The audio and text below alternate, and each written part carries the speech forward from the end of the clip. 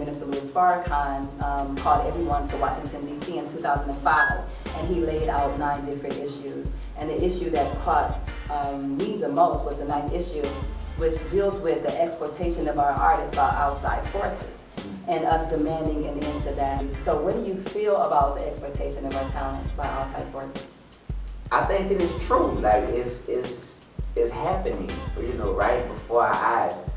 It's about profits and losses in this industry, you know, to the executives. And if they see an opportunity, just like I say in the song, a young, dumb, desperate, money-hungry rapper, first the label sees him, then they go in for the capture, precisely what they're after, another pawn. Talking about the people you kill, pop, pop, pop, pop with it, all the foolishness, you know? Yeah. So that's what it is, and I think the way to take it back is first you have to make people aware, you know, of what's happening to them. Yes. Because a lot of times people don't know that they're being exploited or bamboozled. They don't think that deep into it. All they see is what's on the surface, which is the money, the fame, the attention that comes with it. That's all they see.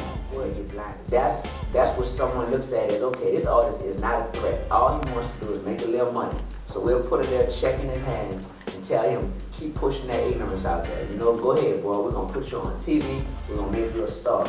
And that's exploitation, you know. And unfortunately, our love for money, you know, by any means necessary, has people quick to say, you know what, I'll take that check. Oh, you want me to do this? You want me to do even more of this? I'm gonna go lock myself in the studio until I come out with a whole album full of this foolishness, you know? Yeah. So that's what it is, and I think the way to take it back is first you have to make people aware, you know, of what's happening to them.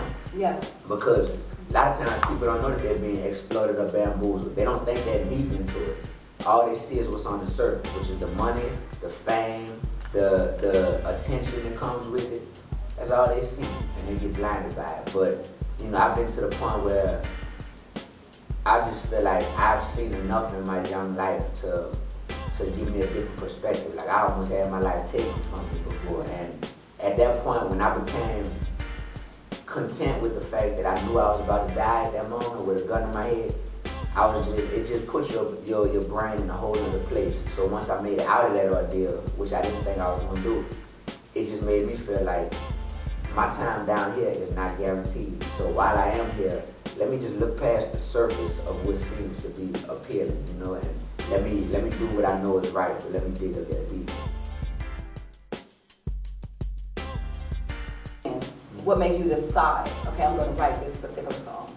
Well, I wrote that song when I was teaching middle school, and I think it was just a combination of being so frustrated and getting to the tipping point where I was like, I'm doing all that I can do to try to influence these youngsters, and it still doesn't seem like it's enough, you know. I felt like I was the man when I was a teacher because I'm a young black man. I look like them, I walk like them, I talk like them, because I taught at a school in the hood, you know. I'm educated though, and I'm a hip hop artist, so I figured I could relate to them on so many levels. And although I could, I didn't hold, I'm talking about not even a candle up to the amount of influence that these big hip hop artists had on them. So when I realized that, I was like, man, these brothers really, you know, it's sad to say it, but it's reality, so you can't get mad at reality. But these brothers have so much influence on these youngsters. And I was like, if only I could talk to them and kind of remind them of how much influence they have and tell them, come on, man, it's time to make a change. Like, you're not the same dude you were 10 years ago before this stuff popped off for you. And that was the motivation behind the song. I wasn't mad at J50 and Weezy, so that's why it's not a diss song, you know. It's not from a place of anger in my heart. I think it's from a place of love, from a place of concern. How was the response to that video? Have you heard any feedback from the artists themselves? Well, the response has been, it's two different sides to the response. One is from the people and one is from the artists. From the people, it's been overwhelmingly great. You know, I would say the video has a total of about probably 500,000 hits on YouTube. The video has been picked up by MTV.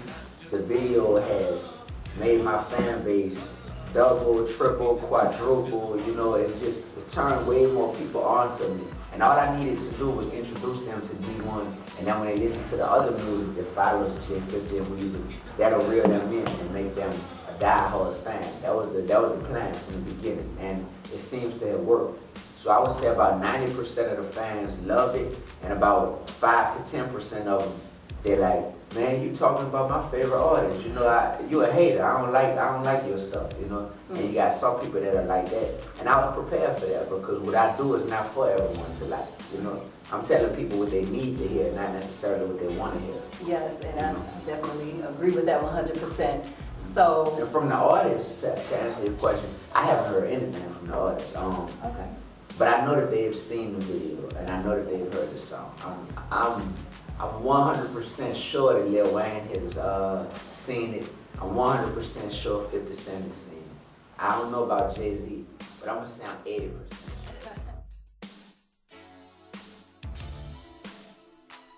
Well, for me, I think it's everything. I think that I was put here and I was given the microphone and given the skills to rhyme so that I could be held accountable and so that my whole lifestyle could be used as a testimony to the fact that I'm keeping it real. You know, I stand for this in my lyrics and I try to back it up as best as I can in my lifestyle. I think that for me, it was very important.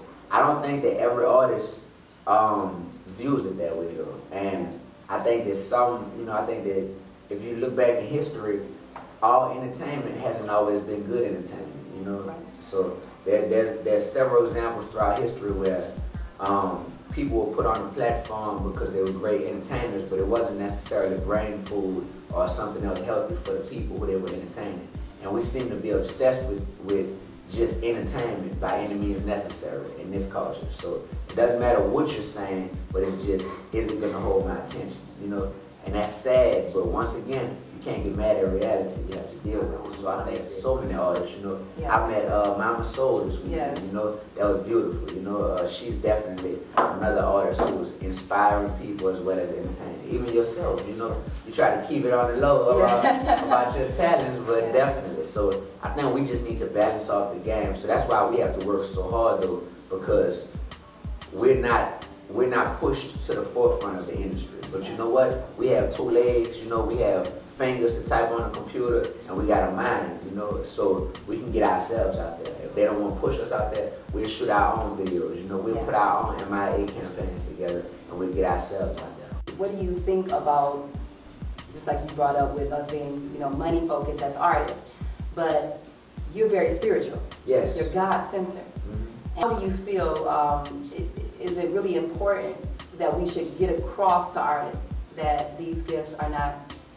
you know, ours, they're God-given? It's a wonderful question. A lot of people don't want to touch on that, you know, because when you start to talk about entertainment and you start to talk about God in the same light, most people know that the way that they're using their gifts would not be pleasing to God. You know, they know that. So it's so ironic that when they win an award sometimes, the first person they thank is God. You know, I want to thank God for giving me this award, you know what I'm saying? I talked about killing 67 people in this song. Thank you, God, for giving me the talent to do that. Like, it's crazy, and that goes back to accountability. You know, most people, I'm sure they have their publicists tell the interviewer, look, don't ask that type of question to my artist, you know, because that'll put them in a compromising position in an interview, you know. And we all come from God, so we obviously all have God, you know, in our hearts. And I think that we aren't born bad people or evil people, and that's the thing, is that people have just been like led away from the God in them, you know. They've been led away from it, and they've been taught to suppress that and to show this other side and push this to the forefront. But that godliness, just keep that in your heart, and you know, just let it stay there. Push it off in this corner.